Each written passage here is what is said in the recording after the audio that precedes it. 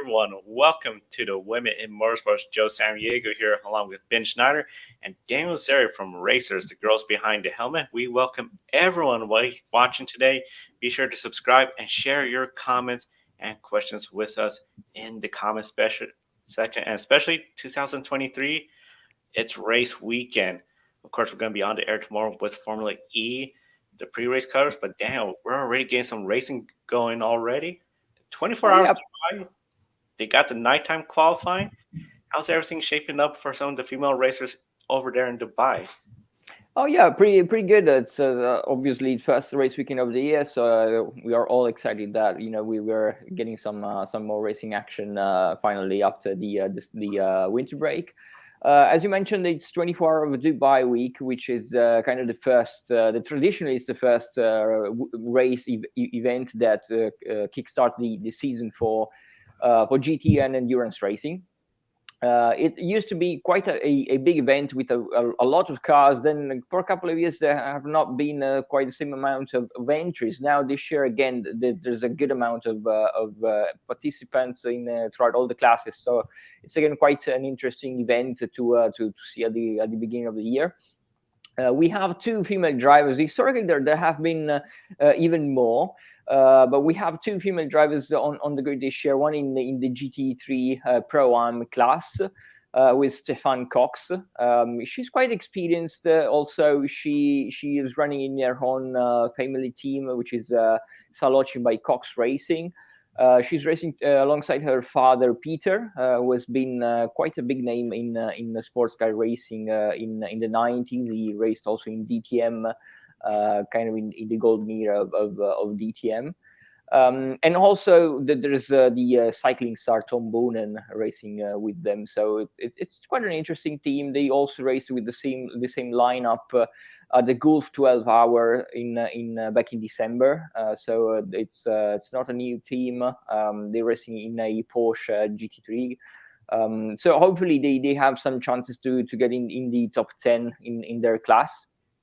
Hopefully also a top 5 potentially. That could be a goal for them. They've been running quite well in practice. Qualifying is in a few minutes. It will be starting in a few minutes. But also we have another quite competitive female driver with Jasmine Preissig. She's racing in the TCR class. She's been a 2-time champion in the Creventic 24 hour. Always in the TCR category. Also quite a lot of experience at the Nürburgring Nordschleife in the what was previously known as the VLN Championship. She is back in the Wolf Power Racing Audi LMS RS3 TCR. They've been running very well in practice. Also this morning they were from P3 to P5. So I guess definitely a podium for Jasmine could be on the cards for this weekend. Also, she is a previous winner in this event in the 24 hour of Dubai. So quite a lot of experience for the Swiss lady racing in Dubai this weekend. But also we have the Formula 4 championship in the UAE. It is a very big championship. It is racing alongside the 24 hour of Dubai. But the UAE-based Formula 4 championship is quite important, especially after COVID. It has become really one of the most established junior championships, possibly the most competitive after the Italian Formula 4 championship. You can find all the young drivers that are then coming to Europe to race in Formula 4. Most of the drivers also that are part of the F1, big F1 academies, and so all the big programs are racing in the UAE during the winter. It used to be in the New Zealand-based Toyota Racing Series before COVID. Then New Zealand was hit quite hard by the COVID restrictions, and so since COVID, the big winter series has been in the UAE rather than in New Zealand. Even though that we will talk about that championship later, which is also starting this weekend. In the Formula 4 UAE, we have 5 female drivers this year. One is Vittorio Blocchina, who has raced in the Italian Formula 4 last year. So this is effectively a second year in Formula 4 competitions. And she is racing for a new team R2 race. And her teammate is also another female driver, Lena Buller. Lena is quite a big name in motor racing. She's been racing in Formula 4 in the Spanish Championship in 2020. Then she moved up to the Formula Regional European Championship by Alpine and raced there for the past couple of years, even though last year she only managed to compete in a couple of rounds due to budget issues. She's coming back to racing, luckily, even though she stepped back to Formula 4. And actually, this is her first year since the new Tata's Formula 4 car has been brought into competitions, because she had previously raced with the older chassis.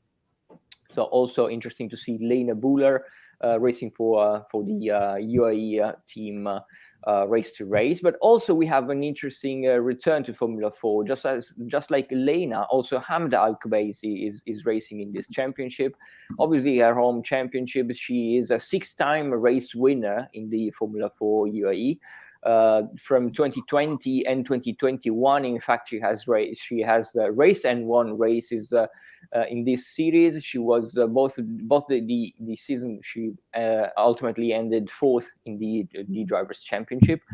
Obviously, they share a lot more entries. We have a 40-car grid this year, hugely competitive. So it's going to be a little bit more of a challenge for Hamza, but she was really strong in qualifying early this morning. She was P8 and P9 out of a 40-car field. So really, really competitive for Hamza, even though she's racing for probably not the most experienced team on the field. She's racing for Yas Heat Academy, which is a local team, which is definitely doesn't have the same amount of experience like some of the other teams, like Prema, for example. And speaking of Prema, Bianca Bustamante, so the F1, the W Series Academy driver Bianca Bustamante is coming to Prema, also stepping back to Formula 4.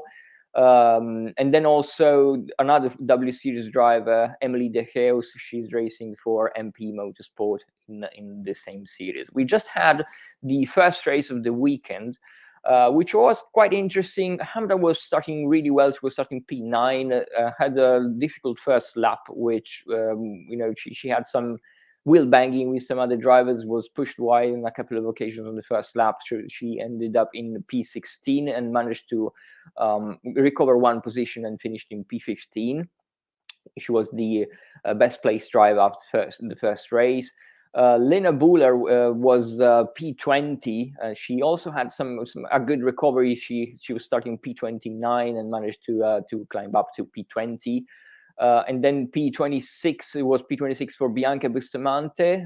Good recovery because she stalled on the first laps, so she had quite some position to make up for.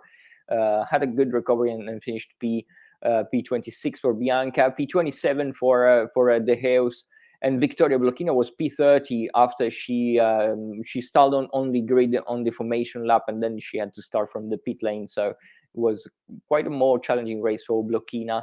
But hopefully, race 2 and race 3, which will be contested tomorrow, we will have some more interesting results from all 5 of them. The first race down, a couple more to go, and then of course the big one over in Dubai. A lot of racing going on. This event seems to be growing year after year. Very exciting, especially when it's like the long off season. You get this race, and then not too long from now, the Rolex 24, which will be covered right here on the grid network. And of course, that race takes part here in the United States. And the United States, this past week, 2 prominent female racers in ARCA announced their 2023 plans. Ben, we heard shortly after Frankie Muniz got Amber Balkan's old ride, many anticipated her to switch to Venturini, excuse me. Yesterday, Amber made that announcement, but she is racing part-time. Also racing part-time, Tony Bredinger. She's going to be back for 11 races. Ben, last year, Amber had 3 top 10s in a row, a streak going. In total, she got 6, finished 7th in the points.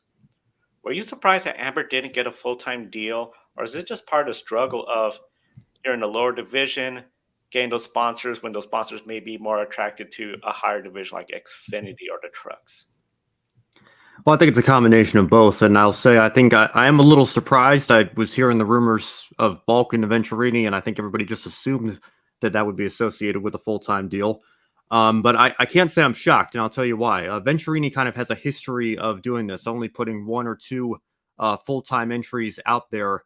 And I'm thinking back to last year. I believe Tony Breidinger was actually the only full-time entry for Venturini. A year before that, in 2021, it was Corey Heim when Natalie Decker was racing for them. In 2018, I believe she was the only full-time entry. So it's not too surprising to see Venturini with the news that Jesse Love is going to be full-time competing for a championship. That might be the car that the team prioritizes. Obviously, going for a driver's title.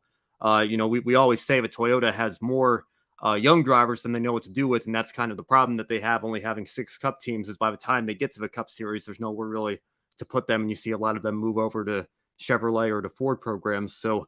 Again, I can't say I'm shocked, but it's a similar level of disappointment. Obviously, we were hoping that it would be a full-time deal for her and she'd have an opportunity to continue to build on what she had last year. She did say, there's more races to be announced. It sounds like Daytona, Talladega are the only ones that are officially set in stone so far. So who knows? If she has a good run at Daytona, maybe that leads to more things down the road there.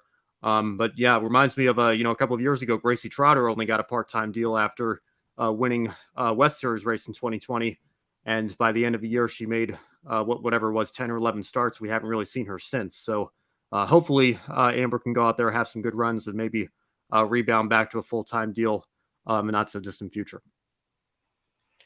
Now, of course, one of the other news, Tony Breidinger, as you mentioned, Amber just running Daytona, Talladega.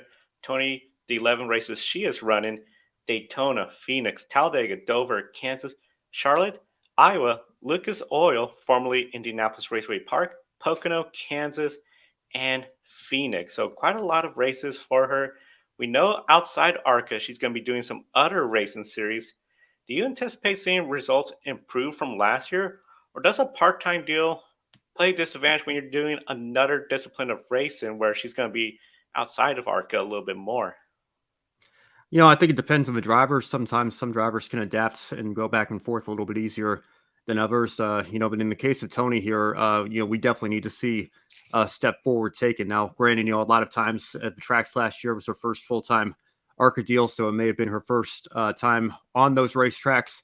Now that she's got that experience, you would hope that she could take a step forward and improve some of her results as well. Because, again, we have to be honest with ourselves here. Venturini is, if not the top team, one of the top teams for sure in the ARCA Menards series. And so, the fact that Breidinger only had a handful of top tens last year, and I believe her best finish was 8th. Amber's was 7th, like you mentioned, Joe. So definitely want to see a step forward and improvement on that, considering she's going to be back with the team and, again, has the experience under her belt of having been to all those tracks this past season in 2022. So, again, we'll see. I guess we'll have our answers soon enough. The Daytona test is happening tomorrow, and then the race will be here before you know it. So there's a lot to look forward to.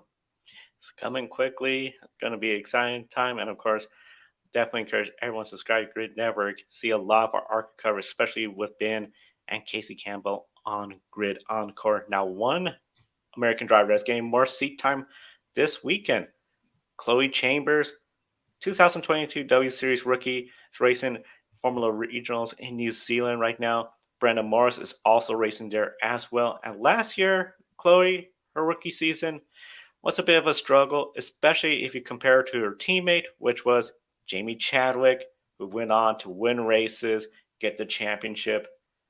Daniel, how much will it translate from the W Series experience to where she's racing now over in New Zealand? Well, as you mentioned, it wasn't an easy season for her last year. Even though I believe she was one of the most solid drivers, rookies in W Series last year.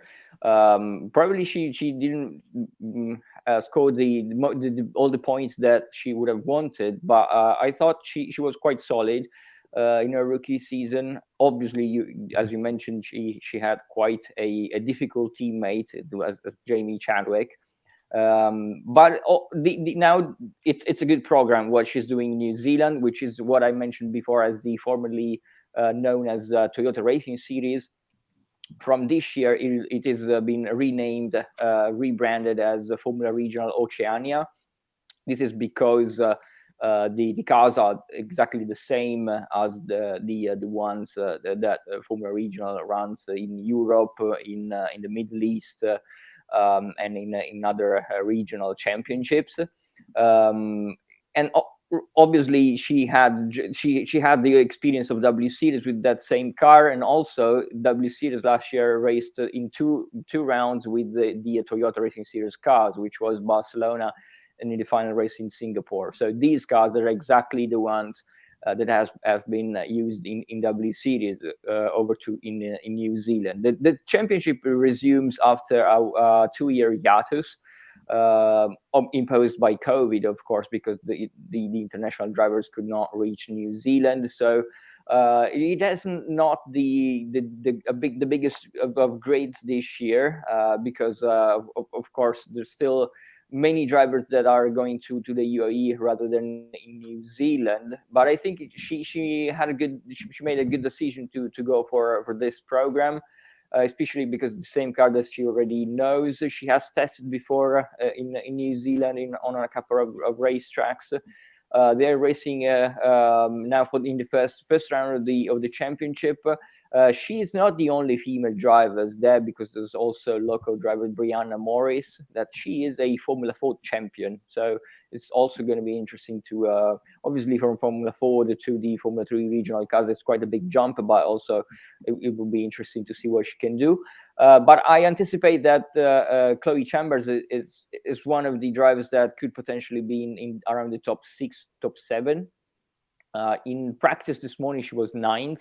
So not too bad for as a start for Chloe. As I mentioned, coming from a W Series campaign, she knows the machinery, so hopefully she can get some good results. And of course, the W Series where she was last year, we're still waiting on official word, particularly of what's going to happen with the W Series in 2023. Will it be back? Will it be still with F1 or going a different route? Since the F1 now has that F1 Academy. Ben, do you believe for Chloe Chambers there was additional pressure being Jamie Chadwick's teammate, being a rookie? We know the team had Caitlyn Jenner. The team was named as an ownership partner, but of course it's sort of more you're paying to put your name there with the W Series structure. For Chloe in 2023, if back in the W, will she be in the W Series? That's a big question. Sorry, go on. No, that's all right. I was just going to say I'll defer to Daniel on that one because like I said, he's certainly more in the know over there. Sorry, John. I thought we were going to me first, but that's all right. Yeah, no, I think that when you talk about being Jamie Chadwick's teammate, it reminds me of all those years Nico Rosberg spent over at Mercedes to first be paired with Michael Schumacher, 7-time champion, and then when Michael retires, Lewis Hamilton comes in, a future 7-time world champion. And I think, that's why I always considered Rosberg to be one of the more underrated drivers, certainly of our generation. The fact that he was able to deal with that and use it to his advantage. And ultimately his final season in Formula One beat Lewis for the world championship. I think sometimes that's a sign of strength when you have a world-class teammate like that. Seeing how drivers are able to perform there can be a real sign of strength. So for Chloe, I was just looking up her results to remind myself. I see looks like she only picked up 1 point last year. So, certainly we wouldn't expect her to be at the level of Jamie Chadwick yet, considering she's only 18 years old right now. And, obviously it was her rookie season with W Series compared to Jamie winning the 2 championships prior. So I think, yeah, you could certainly say there's a lot of pressure coming with that, having somebody like that as your teammate. In terms of what we could expect in 2023, I'll go ahead and I'll let Daniel give his thoughts on that, since, like you said, Joe, we're still trying to figure out whether or not the series is going to be back. We still have some questions regarding that as well. Yeah, no, I completely agree with you, actually, because we were just trying to figure out if the championship is going to be back. Also, it's interesting that she decided to go there compared to some other drivers that chose other championships, probably to prepare for their next season. So trying to remain in Formula Regional cars machinery compared to maybe doing some Formula 4 experience. Could also mean that she could also be back in the US and do the Formula Regional in America, for example. We still don't know. But first of all, we have to understand what W Series is up to and if they can resume their on-track activities, because that's really the big question that nobody really knows at the moment outside of the W Series headquarters.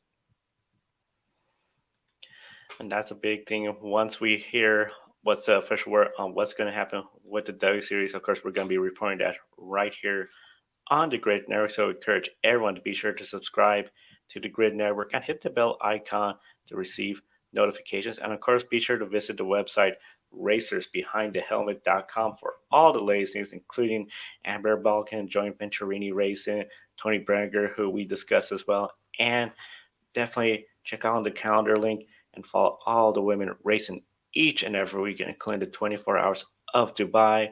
Chloe Chambers, who we just finished talking about, and of course, Brenna Morris is also racing there as well. And we know qualifying is going on right now for the 24 hours of Dubai. A lot of fun, excitement going on this race weekend. And of course, tomorrow, Grid Live pre-race will be back on the air. We're very excited to be on the air, talk about the Mexico City E-Prix. We're going to have Kobe, myself, as well as Joshua and Edward Hunter from Formula E Zone join us on the program. And then the wrap-up show will be Sunday, noon Eastern. So be sure to not miss the program. And we want to thank our Patreon subscribers calling the show, Mark and Robin, for investing in the Grid Network. You too could take 5 minutes, invest in the Grid Network, get us to the track so we could be there reporting all the race coverage live in person. And you could also do Buy Me a Coffee, a one-time contribution. You set the amount, or you can even just buy a drink for a particular on-air personnel. We'll thank you on the air for doing that. And just be sure to visit gridranking.com, link to all our social media accounts. And we can't stress enough to subscribe to us right here on YouTube. Get us to 500 subscribers before the Daytona 500. We are 60 away. We're getting very close to this goal, and it'll be a very great start to 2023. The racing season is pretty much coming up right here this weekend. Kicks off a lot of things, including the Grid Rankings first race of the year. And it's not too far from now, we're going to be talking about Daytona. We'll be on the air Mondays with Grid Encore and a lot more programming. For Daniel Zaria, Racers, the girls behind the helmet, and Ben Schneider, I'm Joe San Diego. Thank you for watching today's program. We'll see you next time, and enjoy the races. Thank you for watching us right here on YouTube. Be sure to subscribe. Help us get to 500 subscribers before the Daytona 500. 2023 is going to be a really fun season. We want you to be part of it. All our live programs, plus special programs such as Roundtable and Live on the Grid. Click on the links to see some of our great videos right here on the Grid Network.